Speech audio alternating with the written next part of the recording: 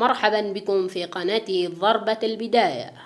إليكم في هذا الفيديو الموعد والتوقيت والقنوات الناقلة للمباراة. سنتحدث عن تفاصيل مباراة نصف نهائي يورو 2024 بين إسبانيا وفرنسا. المباراة ستكون مثيرة جدا، من الممكن أن تكون مثيرة للغاية وممتعة بالنظر إلى تاريخ الفريقين وقوتهما في كرة القدم.